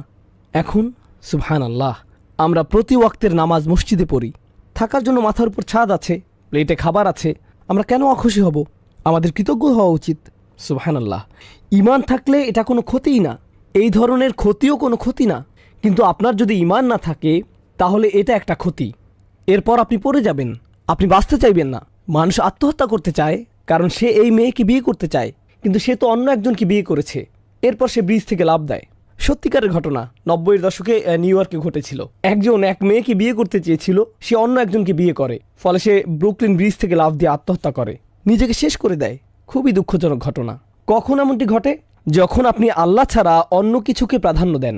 আর আল্লাহকে প্রাধান্য দিলে আপনার অন্তরে প্রশান্তি আসবে। আর এটা ততক্ষণ আসবে না যতক্ষণ আপনার ঈমান নেই। এটা ক্ষতি থেকে বাঁচিয়ে দিবে। ইল্লাল্লাযীনা আমানু, এটাই প্রথম বিষয়। এরপর আল্লাহ বলেন, ওয়া আমিলুস সলিহাত। আমি যেভাবে আমার নোটটি সাজিয়েছি, আমি প্রথমে কঠিন শব্দগুলো নিয়ে বলবো আর সাথে কিছু মন্তব্য যোগ করব। এরপর পুরো আয়াতে প্রকাশ করব এবং শিক্ষাগুলো নিয়ে আলোচনা করব। তবে শুরুতে আমরা এর শব্দগুলো নিয়ে আলোচনা করি। ওয়া আমিলু, আমল শব্দটি আরবিতে ফেইলের সমার্থক। একটি হলো আমল, অপরটি হলো ফেল। আমল হলো সচেতনভাবে করা কোনো কাজ, কিন্তু ফেইল অসচেতনভাবে করা কোনো কাজ। উদাহরণস্বরূপ, আমি এখন শ্বাস নিচ্ছি, এটা আমল নয়, ফেইল। আমি হাঁটছি, এটা ফেইল হতে পারে, কারণ আমি প্রতি কদমে এটা নিয়ে ভাবছি না। আপনি হাঁটতে গেলে বলেন না, হে সামনে আগাই, আপনি এটা করেন না। এটা বলতে গেলে অসচেতনভাবেই করা কাজ। যখন আপনি চোখ খোলেন সেটা কোনো আমল নয়, সেটা ফেল। কিন্তু যখন আপনি কারোর সাথে কথা বলেন, যখন আপনি কাজে যান, যখন আপনি গাড়ি চালান, যখন আপনি প্রয়োজনীয় জিনিসপত্র কেনেন, এগুলো সবই আমল, কারণ এগুলো সবই সজ্ঞানে সচেতনভাবে করা কাজ। আপনি এটা নিয়ে ভেবেছেন, তারপর করেছেন। সুতরাং এখানে আল্লাহ আযজা ওয়া জাল্লা আমাদের বুঝিয়েছেন আমাদের প্রত্যেকটি কাজের জন্য জবাব দিতে হবে, যা আমরা সচেতনভাবে করি, কারণ এগুলোই হলো আমাদের আচরণ। বলে রাখি, আমাদের দিনে সবার প্রতি অনুগ্রহ করা হয়েছে। এমন অনেক মানুষ আছেন যাদের নিজেদের সচেতনতার উপর কোনো নিয়ন্ত্রণ নেই। তারা নিজেদের বিবেচনা বোধ হারিয়ে ফেলেন, তাদের বিভিন্ন মানসিক সমস্যা থাকে। আমাদের দিনে তারা হলেন গায়রে মুকাল্লাফ, তাদেরকে তাদের আচরণের জন্য জবাব দিতে হবে না। কিন্তু আমল শব্দ দিয়ে সচেতনভাবে করা কাজ বোঝায়। আর এরপর এসেছে আমিলুস সলিহাত। সলিহাত শব্দটি মূলত একটি বিশেষণ। এটি সালাহা শব্দ থেকে এসেছে, যেটার অর্থ হলো মিলিয়ে দেয়া বা সংশোধন করা, এটা খুবই শক্তিশালী একটা শব্দ। এটা দিয়ে দুইটা জিনিস বোঝায়। এখন আমার ভয় হচ্ছে সম্ভবত আমরা আজকে সূরা আসর শেষ করতে পারবো না, এরপরে আরও একটা সেশন লাগবে ইনশাআল্লাহ তাআলা, আরেকটি সেশন লাগবে। যাই হোক, আর সলিহাত শব্দটি মূলত একটি বিশেষণ। আল্লাহ বলেন তারা ভালো করে, সহজ অনুবাদ করলে ভালো। বাংলায় ভালো শব্দটি মূলত একটা বিশেষণ, আর বিশেষণের একটা বিশেষ্য প্রয়োজন হয়, ভালো কাজ। বিভিন্ন অনুবাদে আমরা দেখি আর তারা ভালো কাজ করে। এখানে সালেহ শব্দটি দিয়ে ভালো বোঝানো হয়, তাহলে কাজ শব্দটি কোথায়? এটা আরবিতে নেই। থাকলে এমন হতো ও আমিলু আল আমালা as-সলিহাত, যদি আমল শব্দটি সেখানে থাকতো, কিন্তু এটা উজ্জ আছে, এটা মাহজুফ, এটা এখানে ইঙ্গিত করা হয়েছে। এখন এখানে যে বিষয়টিতে আলোকপাত করতে চাই তা হলো কয়েকটি বিষয়। প্রথম বিষয়টি হলো আমল। আরবিতে এই শব্দটিকে বলা হয় জমায় মুকাসসার, এটা হলো ভগ্ন বহুবচন, আর ভগ্ন বহুবচনে স্ত্রীবাচক বিশেষণ ব্যবহার করতে হয়। আমি এখানে কিছুটা বিস্তারিত আলোচনা করছি, তবে আপনারা একটু পরেই এর সুবিধাটুকু বুঝতে পারবেন ইনশাআল্লাহ তাআলা। তাহলে সাধারণত বলা হয় আল আমল as-সলিহাত, সলিহা শব্দের শেষে তা মারবুতা দিয়ে এটা গঠিত হয়, সৎ কাজ। কিন্তু আল্লাহ সুবহানাহু ওয়া তাআলা বলছেন আল আমল as-সলিহাত জমায় মুজাক্কার সালিম, এটা হলো স্ত্রীবাচক বহুবচন। তাহলে as-সলিহাত শুধু তা মারবুতা, যা সাধারণত বলা হয়ে থাকে, কিন্তু এখানে তা মারবুতা না দিয়ে স্ত্রীবাচক বহুবচন আনার পার্থক্য কি? বালাগাতের দৃষ্টিকোণ থেকে এদের পার্থক্য হলো, আপনি যদি তা মারবুতা দিয়ে শব্দ গঠন করেন তাহলে এটা দিয়ে অনেক অনেক কাজের কথা বোঝানো হয়, কিন্তু যখন আপনি স্ত্রীবাচক বহুবচন ব্যবহার করেন তখন এটাকে জমায় কিল্লা হিসেবে ধরা হয়, সংক্ষিপ্তের বহুবচন। যখন আল্লাহ বলছেন আমি তোমাদের যে সৎ কাজ করতে বলছি তা অগণিত নয়, সেগুলো কয়েকটি, আমি তোমাদের কাছ থেকে অনেক বেশি কিছু চাচ্ছি না, তোমাকে শুধু অল্প কিছু ভালো কাজ করতে হবে। অন্যভাবে বললে, দিন আমাদেরকে আমাদের কাজের ব্যাপারে অসংখ্য অগণিত দিক নির্দেশনা দেয়নি। আল্লাহ আমাদের কাছ থেকে অল্প কয়েকটি বিষয় চেয়েছেন, আর আমরা সেগুলো করতেই ব্যর্থ হচ্ছি। আর এখানে as-সলিহাত শব্দের মধ্যে আমরা বুঝতে পারছি যে আল্লাহ আমাদের কাছ থেকে অল্প কয়েকটি বিষয় চেয়েছেন। এটা যদি as-সলিহা হতো তাহলে এটা অনেক বেশি হতো, অলংকারিকভাবে অনেক বেশি কাজ হতো, সুবহানাল্লাহ। তাহলে সেই অল্প কয়েকটি বিষয় কি? মুহাররামাত, খুবই অল্প, আবশ্যিক কাজগুলো খুবই অল্প। এরপর আরও কিছু বিষয় আছে যেগুলো মুসলিম হিসাবে আপনার জীবনকে সৌন্দর্যমণ্ডিত করে, সেগুলো হলো নবীজি সাল্লাল্লাহু আলাইহি ওয়াসাল্লামের সুন্নাহ। এমন কিছু আচরণ আছে যা আপনার ব্যবহার, শিষ্টাচার, আচরণকে উন্নত করে তোলে, যেগুলো আপনার ঈমান আর তাকওয়াকে বাড়িয়ে তোলে। কিন্তু এর অন্তঃস্থলে অল্প কিছু বিষয় আছে যেগুলো আপনাকে অবশ্যই করতে হবে, এবং এমন অল্প কিছু বিষয় আছে যেগুলো আপনি অবশ্যই করবেন না। আর এগুলো খুব বেশি নয়, এগুলো এতই কম যে যে কোনো মুসলিম এগুলো জানে। আমাদের দিনের মূলে এত অল্প বিষয় রয়েছে যে যে কোনো মুসলিম জানে তার কি করা উচিত আর কি করা উচিত নয়। এমনকি যে লোক ইসলামের কিছুই জানে না সেই লোকও জানে তার 5 ওয়াক্ত নামাজ পড়া উচিত, সেই লোকও জানে তার রমজানে রোজা রাখতে হবে, সেই লোকও জানে তার হজে যাওয়া উচিত, সেই লোকও জানে তার প্রতিবেশীর কাছে ইসলাম সম্পর্কে কিছু বলা উচিত, অন্তত তার ইসলাম সম্পর্কে কিছু বলা উচিত। সে হয়তো একটা সিডি দেয় বা একটা কার্ড দেয়, এই সাধারণ বিষয়গুলো সবাই জানে। এমনকি আপনি যদি একাডেমিক শব্দ নাও জানেন, এগুলো খুবই অল্প কয়েকটি। এটা হলো প্রথম বিষয় যা আমি এখানে উল্লেখ করতে চাই। তো সলিহাত নিয়ে দ্বিতীয় বিষয়টি হলো, আরবিতে আমরা বলি এই শব্দটিতে নুজুম ও তাআদ্দি রয়েছে। বাংলা এটা দিয়ে বোঝানো হয়, আমি এখানে কিছু কঠিন শব্দ বলবো, তবে আমি আপনাদের জন্য এটা সহজ করে বোঝাবো। এই শব্দটি একই সাথে সকর্মক এবং অকর্মক ক্রিয়া। সলিহাত শব্দটি দিয়ে এখানে সকর্মক বোঝানো হতে পারে, যা আরবিতে বলা হয় তাআদ্দি বা মুতাআদ্দি, এবং অকর্মক বা লাজিম বা অনির্দিষ্ট লুজুম। এর মানে কি? এটা বোঝার সুবিধা হলো, সলিহাত দিয়ে কোনো কাজের বর্ণনা বোঝানো হতে পারে। সালেহ মানে হলো যা সংশোধন করে, তাহলে এগুলো হলো সংশোধিত কাজ, এগুলো সবই সংশোধিত ভালো কাজ, এমন কাজ যা মূলত ভালো এবং এর ফলাফলও ভালো, তখন এটা হবে লাজিম। কিন্তু যখন এটা মুতাআদ্দি, এর অর্থ কি হবে জানেন? যে এটা করে সে ভালো, অর্থাৎ এগুলো এমন কাজ যারা এটা করবে তারা ভালো। অন্যভাবে বললে, এখানে সলিহাত দিয়ে কোনো কাজের বর্ণনা হতে পারে অথবা কোনো লোকের বর্ণনাও হতে পারে যে ভালো। আপনি একজন ভালো মানুষ হতে চান, ভালো কাজ করতে শুরু করুন, ভালো কাজ করুন, এমনিতেই আপনি একজন ভালো মানুষে পরিণত হবেন।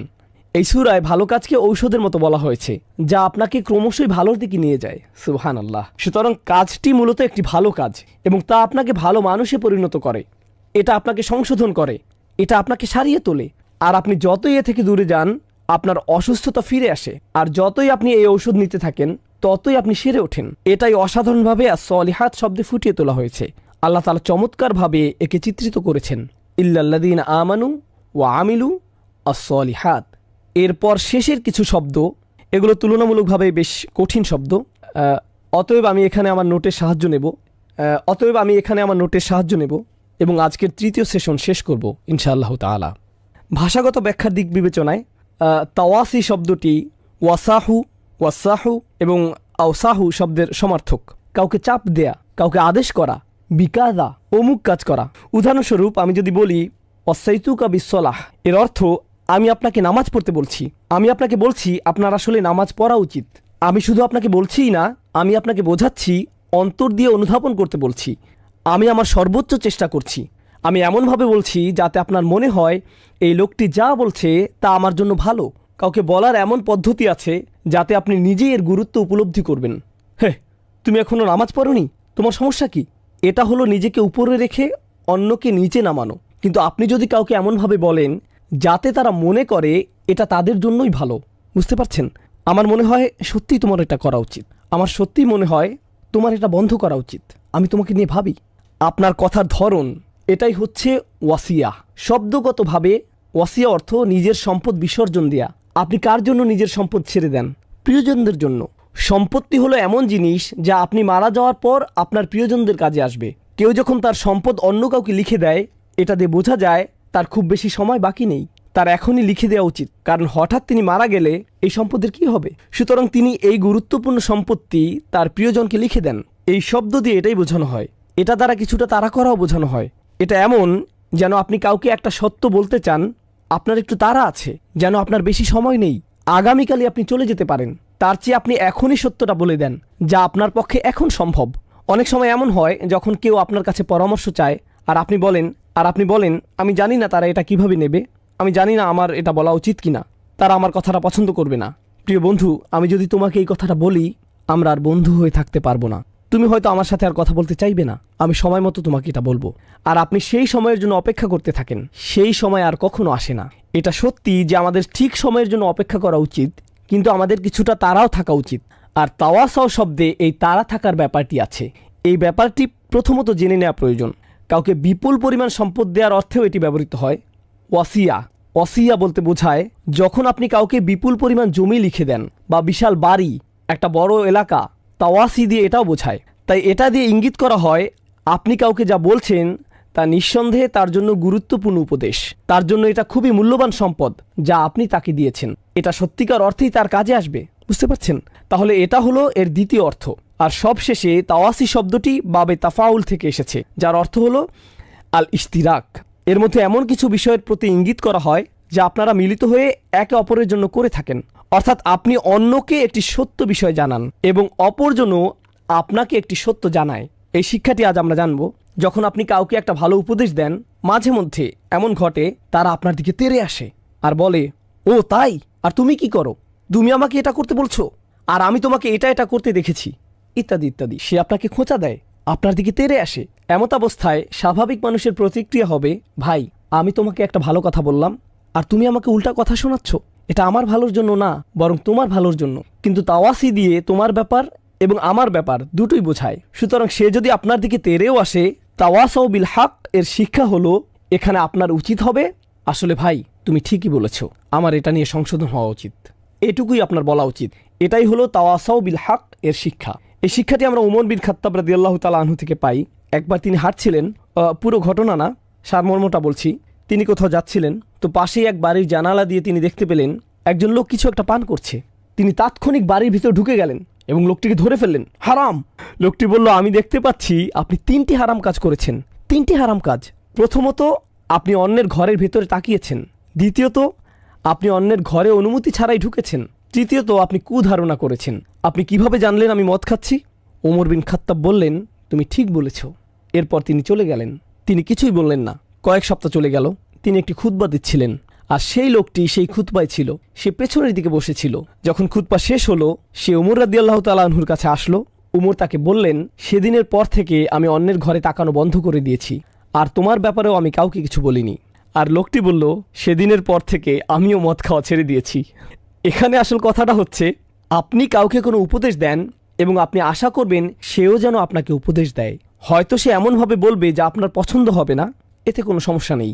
আসল কথা হলো এতে যদি সত্য কিছু থেকে থাকে আপনি তা নেন। ওমর রাদিয়াল্লাহু তাআলা আনহু কিন্তু এটা বলেননি যে হ্যাঁ আমি জানি আমি ভুল করেছি, কিন্তু তুমিও তো ভুল করেছো, আমার সাথে আসো। না, তিনি শুধু সেটুকুই নিলেন। এটা থেকে কি বোঝা যায়? বোঝা যায় এতে তার আন্তরিকতা প্রকাশ পেয়েছে, এটাই তার সততা। এমনই ছিল তার সমালোচনা নেয়ার মানসিকতা। কেউ আপনার কাছে এসে বলল তুমি ভুল করেছো, আপনি বললেন তুমি ঠিক বলেছ। এটাই হলো তাওয়াসাউ বিল হক এর শিক্ষা, কারণ তার পক্ষ থেকে এটা আপনার জন্য একটা উপহার। যখন কেউ আমাদের সত্যিকার অর্থে কোনো পরামর্শ দেয়, আমরা কখনো ভাবি যে এটা একটা উপহার? বেশিরভাগ মানুষ ভাবে যে এটা আমাকে হেয় করার জন্য বলা হচ্ছে, তাই না? তোমার কত বড় সাহস, তুমি এটা বলার কি? আমি কি করব না করব এটা বলার ইজাজত তুমি কোথায় পেলে? তোমাকে কে আলেম বানিয়েছে? হয়তো আপনি ইমাম, আপনাকে হয়তো এই ধরনের প্রশ্নের মুখোমুখি হতে হবে। তুমি নিজেকে কি মনে করো? আপনি এরকম প্রত্যুত্তর পাবেন। কিন্তু এমন অবস্থায় আপনার কি করা উচিত? আপনার এটা ভালোভাবে নেওয়া উচিত। খারাপ কিছু থাকলে তা বাদ দিবেন। ভাববেন না এই মানুষটি আপনাকে হেয় বা অপমান করার জন্য বলছে। তাদের নিয়ত কেমন সেটা আল্লাহ জানেন। আপনার তাদের নিয়ত নিয়ে ভাবার দরকার নেই, সেটা ছেড়ে দিন। আপনি কেবলমাত্র এর ভালো অংশটুকু নিন। এটাই হলো তাওয়াসাউ বিল হক। ইনশাআল্লাহ তাআলা সামনের সেশনে আমরা হক শব্দটির অর্থ নিয়ে জানব। এছাড়াও আমি আমার নোট থেকে বিস্তারিত আলোচনা করব, যাতে শেষ আয়াতটি আমরা শেষ করতে পারি ইনশাআল্লাহ। শেষ আয়াতটির ব্যাপারে বলতে গেলে শাওকানি রাহিমাহুল্লাহর সারমর্ম হলো আই জামু বাইনাল ঈমান বিল্লাহ ওয়াল আমাল বিসসালিহ ফাইন্নাহু ফি রাবহিন লাফি খুসর। এমন মানুষেরা ঈমান এবং ভালো কাজের মাধ্যমে একত্রিত হয়। এই বিষয়টি তাফসিরে বারংবার এসেছে। ঈমান এবং ভালো কাজ একটির পরে আরেকটি আবশ্যিকভাবে ঘটবে। আপনি যদি ভালো কাজ করেন আপনার ঈমান বৃদ্ধি পাবে। আপনার যদি ঈমান থাকে আপনি ভালো কাজ না করে থাকতে পারবেন না। আপনার কেমন ধরনের ঈমান আছে যা আপনাকে কোনো ভালো কাজের দিকে নিয়ে যায় না? এটা অসম্ভব। আর এমন কোনো ভালো কাজ নেই যাতে আপনার ঈমান বৃদ্ধি পায় না। বুঝতে পারছেন? এই দুইটি এভাবেই একে অপরের সাথে সম্পর্কযুক্ত। অতএব যদি কেউ এই দুইটি করতে পারে ফাইন্নাহুম ফি রিব, তারা অবশ্যই লাভ করবে, তাদের কোনো ক্ষতি হবে না। যদি কেউ ঈমান এবং ভালো কাজের মধ্যে সমন্বয় ঘটাতে পারে তাদের কোনো ক্ষতি হবে না। যদি কেউ ঈমান এবং ভালো কাজের মধ্যে সমন্বয় ঘটাতে পারে। দুর্ভাগ্যবশত অনেক মুসলিমই মনে করেন তাদের ঈমান তথা তাদের ইসলাম অনেক সুন্দর। তারা জান্নাতের জন্য অপেক্ষা করে, কারণ তারা লা ইলাহা ইল্লাল্লাহ মুহাম্মাদুর রাসূলুল্লাহ পড়েছে। ধর্মতাত্ত্বিক ঐতিহাসিকভাবে কোনো ধরনের বিতর্কগুলো না জেনেই এই মাযহাবে ঈমান ও আমল নিয়ে এটা বলা হয়েছে বা অন্য মাযহাবে ভিন্ন কথা এসেছে, এ ধরনের কোনো বিতর্কে না গিয়েই মনোবিজ্ঞানের দৃষ্টিভঙ্গি থেকে বললে মানুষ মূলত কোথাও আশ্রয় চায়। যেমন খ্রিস্টানদের কাছে একটা আশ্রয় আছে। আমি ইতোমধ্যে ঈশ্বরের নাম নিয়েছি, আমি এটা উচ্চারণ করেছি, আমি বলেছি যে যিশুকে ভালোবাসি, এখন আমি যা ইচ্ছা তাই করব। হয়তো মাদক ব্যবসা করব, এতে আর কোনো সমস্যা নেই, আমি বেঁচে যাব। আমাদের মুসলিম সমাজেও এই একই মানসিকতা রয়েছে। যখন কেউ বলে আমি একজন মুসলিম, হ্যাঁ আমি হয়তো কিছু ভুল কাজ করি, আমি হয়তো অনেক হারাম কাজ করি, কিন্তু ভাই আমার তো টিকিট কাটা হয়েই গেছে। আমি একবার বলেছি লা ইলাহা ইল্লাল্লাহ, আমি তো পড়েছি মুহাম্মাদুর রাসূলুল্লাহ সাল্লাল্লাহু আলাইহি সাল্লাম, এটাই যথেষ্ট, আমার আর কোনো চিন্তা নেই, কারণ আমার ঈমান আনা হয়ে গিয়েছে। এই সূরায় আমরা স্পষ্ট দেখতে পাচ্ছি ইল্লাল্লাযীনা আমানু যথেষ্ট নয়, ওয়া আমিলুস সলিহাত ওয়া তাওয়াসাউ বিল হক ওয়া তাওয়াসাউ বিস সবর। যখন আপনি পুরো 4টি কাজ করবেন তখনই আপনি মুক্ত হবেন, তার আগ পর্যন্ত আপনি মুক্ত নন।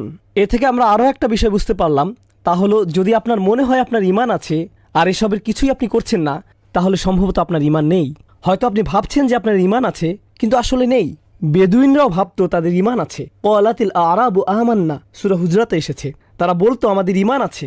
আল্লাহ বলেন কুল্লাম তুমিনু, না তোমাদের এখনো ঈমান নেই। ওয়ালাকিন কুলু আসলামনা, তোমাদের কেবলমাত্র ইসলাম আছে। ওয়ালাম্মা ইয়াদখুলুল ঈমানু ফি কুলুবিকুম, ঈমান এখনো তোমাদের হৃদয়ে প্রবেশ করেনি। এর প্রমাণ কি? ওয়া ইন তুতিউল্লাহ ওয়া রাসূলাহু, যদি তোমরা আল্লাহ ও তার রাসূলের আনুগত্য করো। এখানে কি কাজের কথা বলা হয়নি? আল্লাহ বলছেন তোমাদের ঈমান নেই, তোমাদের শুধু ইসলাম আছে। ঈমান এখনো তোমাদের হৃদয়ে ঢোকেনি। একে ঢোকানোর জন্য তোমাদের কি করা উচিত? আল্লাহ ও তার রাসূলের আনুগত্য করো, কাজ করো, তোমাদের কোনো কাজই বৃথা যাবে না। সুবহানাল্লাহ। এটাই হলো এই দুইটি বিষয়ের সম্পর্ক। আর কিছু নোট বাকি আছে, আগামী 5 মিনিটের মধ্যে ইনশাআল্লাহ আমরা এটা শেষ করব। আমি দ্রুত এটা শেষ করব। জামাখশারি তাওয়াসাউ বিল হক এর উপর মন্তব্য করেছেন। হক বলতে তিনি বলছেন এর সাথে তাওহীদ যুক্ত, এর সাথে আল্লাহ ও তার রাসূলের আনুগত্য যুক্ত, দুনিয়াবী জীবনের প্রতি উপেক্ষা এবং আখিরাতমুখী জীবন এর সাথে যুক্ত। শাওকানি তাওয়াসাউ বিল হক নিয়ে বলেছেন ওয়াসা বাদুহুম বাদাম বিল হক আল্লাযী ইয়াহাক্কুল কিয়াম বিহি, তারা একে অপরকে সত্যের পথে ডাকে, উপদেশ দেয়, সত্যের উপর তারা মিলিত হয় যাতে সত্য প্রতিষ্ঠিত হতে পারে। অর্থাৎ তারা একে অপরকে সত্যের উপদেশ দেয় যাতে তা বাস্তবায়ন করা যায়। কাতাদা বলেন বিল হক আই বিল কুরআন। অসাধারণ। কাতাদা রাহিমাহুল্লাহ বলেন, যখন তারা একে অপরকে সবচেয়ে সুন্দর পরামর্শ দেয়, যা হলো সত্য, তিনি বলেন এখানে সত্য বলতে কোরআনকে বোঝানো হয়েছে। তারা একে অপরকে ভালোবাসা, সহমর্মিতা এবং অন্যের প্রতি উদ্বেগের সাথে কোরআনের আয়াত স্মরণ করিয়ে দেয়। তাহলে আমরা একে অপরকে আল্লাহর আয়াত স্মরণ করিয়ে দেব। আল্লাহ তাআলা আমাদের সবাইকে এমন হওয়ার তৌফিক দিন। তাহলে আই বিল কুরআন ওয়া কিলা বিত তাওহীদ, এখানে বলা হচ্ছে তারা একে অপরকে তাওহীদের মাধ্যমে স্মরণ করে।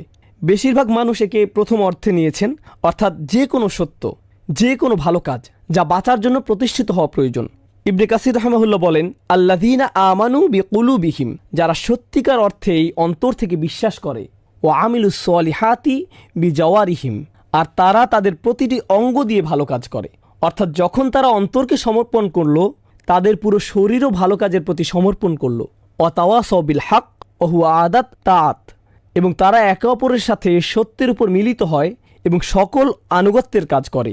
ওয়াতারকুল মুহাররামাত, এবং যে সকল হারাম কাজ আছে তা থেকে দূরে থাকে। ওয়াতাওয়াসাউ বিস সবর আই আলাল মাসাইল ওয়াল আকবার, তারা একে অপরকে কঠিন সাধনার পরামর্শ দেয়। অর্থাৎ সকল ধরনের বাধা বিপত্তি, সব ধরনের পরিস্থিতিতে তারা তাদের অধ্যবসায়, তাদের সবর বজায় রাখে। এমনকি ভালো কাজের প্রতি আদেশ এবং খারাপ কাজের প্রতি নিষেধ করার কারণে তারা যদি নির্যাতনের শিকারও হয়, অর্থাৎ যখন আপনি ভালো কাজের প্রতি আদেশ দিবেন এবং খারাপ কাজ থেকে দূরে থাকতে বলবেন, তখন আপনাকে এর ফল ভোগ করতে হবে। আপনি সমস্যায় পড়বেন, আপনি হয়তো নির্যাতনের শিকারও হবেন, আর সেই সময় একে অপরকে সবর করার কথা বলবেন। ইয়া তাবিরু তাওয়াসাউ বিল হক মিনাল খাস বাদাল আম। অন্যরা তাওয়াসাউ বিল হক নিয়ে বলেছেন, এখানে শাওকিতি রাহিমাহুল্লাহ বলছেন এটা সাধারণের বাইরে একটি বিশেষ কাজ। তিনি এখানে বলতে চেয়েছেন যে আমিলুস সলিহা, তারা ভালো কাজ করে এবং একে অপরকে ভালো কাজের কথা বলাও একটি ভালো কাজ, এবং একে অপরকে ভালো কাজের কথা বলাও একটা ভালো কাজ। তাহলে অনেক ভালো কাজের কথা বলে আলাদাভাবে একটি ভালো কাজের কথা কেন? এটা হলো আল খাস বাদাল আম, এটা হলো একটি বিশেষ ভালো কাজ যা সাধারণের বাইরে আলাদাভাবে বলা হয়েছে, তাই এটি বিশেষ গুরুত্বপূর্ণ, বা একে হয়তো সহজেই ভুলে যাওয়া যায়। এটাই তিনি বলতে চেয়েছেন। লিআন্নাহু দাখিল ফি আমালিস সলিহাত, কারণ এটা সাধারণ ভালো কাজের অন্তর্ভুক্ত। জামাখশারি তাওয়াসাউ বিস সবর নিয়ে বলেছেন, আল্লাহ তার বান্দাকে যা দিয়ে পরীক্ষা করেন তার প্রতি সবর করা এবং খারাপ কাজের প্রলোভনে না পড়া। অন্যভাবে বললে, বিশ্বাসীকে বিভিন্ন সময় প্রলোভনে ফেলা হবে, তাকে বিভিন্ন আকর্ষণীয় বস্তুর সম্মুখীন হতে হবে, সে লোভে পড়তে পারে, কামনা তাকে পেয়ে বসতে পারে, সেই সময় তাকে সবর করতে হবে, সেসবের প্রলোভনে পড়া যাবে না। আল্লাহ আমাদেরকে তার অবাধ্য হওয়া থেকে রক্ষা করুন। আর পরিশেষে এর ফলাফল, ওয়াজআলা তাওয়াসাউ বিল হক ওয়াজআলা তাওয়াসাউ বিস সবর ক্বালিল ওয়া তাওয়াসাউ বিল হক দালিলিন আলা আযীমি কদরিহি। আল্লাহ সবরকে শেষে এনেছেন আর হককে আগে এনেছেন, যেন সত্যের কাছে সমর্পিত হওয়া যায়, কারণ এটা বেশি শক্তিশালী এবং গুরুত্বপূর্ণ। শাওকিতি রাহিমাহুল্লাহ এই আয়াতের ব্যাপারে বলছেন, সবরিন হলো তারাই যারা পরিস্থিতি যেমনই হোক না কেন, ধৈর্যের প্রয়োজন হলে তারা তা বাস্তবায়ন করে। অপরকে ধৈর্য ধরতে বলা এক জিনিস, আর যখন ধৈর্য ধরার প্রয়োজন হয় তখন ধৈর্য ধরা ভিন্ন জিনিস। আমরা ধৈর্য হারিয়ে ফেলি। তখন কেউ যদি বলে, ভাই তোমার একটু ধৈর্য ধরা দরকার, না না না, এখন ধৈর্য ধরার সময় নয়, আমি জানি আমার ধৈর্য ধরা উচিত, কিন্তু তুমি বুঝতে পারছো না, এখন পরিস্থিতি ভিন্ন। বুঝতে পারছেন?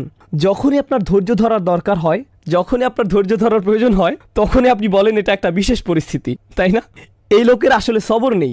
যখনই তাকে সবরের কথা বলা হয়, সে বলে, আমি জানি আমার এটা করা উচিত, কিন্তু এখনকার পরিস্থিতি ভিন্ন। আমি জানি আমার করা উচিত, কিন্তু এই মুহূর্তে না। এটা খুবই ভালো পরামর্শ, আমি জানি এটা কোরআনে আছে, আমার জন্য না, অন্তত এখন না। কিন্তু এই স্বভাবটি আমাদের বাদ দিতে হবে।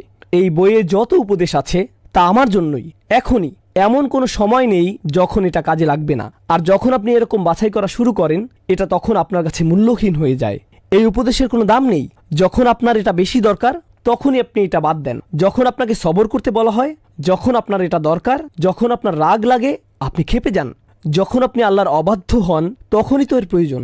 যখন আপনি অনেক ভালো মানুষের মধ্যে থাকেন, আমার ধৈর্য ধরা উচিত, হ্যাঁ আমি ধৈর্য ধরলাম, এতে কোনো লাভ হবে না, এতে তেমন লাভ হবে না। যাই হোক, আমরা আজকে শেষ করব ইনশাআল্লাহ তাআলা। সামনের সেশনে আমরা আরো ভালোভাবে দেখব কোরআনে এই চারটি বিষয় কিভাবে একটি অপরটির সাথে যুক্ত। ইল্লাল্লাযীনা আমানু ওয়া আমিলুস সলিহাত ওয়া তাওয়াসাউ বিল হক ওয়া তাওয়াসাউ বিস সবর। আমরা এটা পড়ব ইনশাআল্লাহ তাআলা। আমর বিল হক ওয়া বিস সবর, বা এর ব্যবহার জানব এবং এর অলংকারিক ব্যবহার জানব। বারাকাল্লাহু লি ওয়া লাকুম ফিল কুরআনিল হাকিম ওয়া নাফা'নি ওয়া ইয়্যাকুম বিল আয়াতি ওয়া যিকরিল হাকিম। আসসালামু আলাইকুম ওয়া রাহমাতুল্লাহি ওয়া বারাকাতুহু।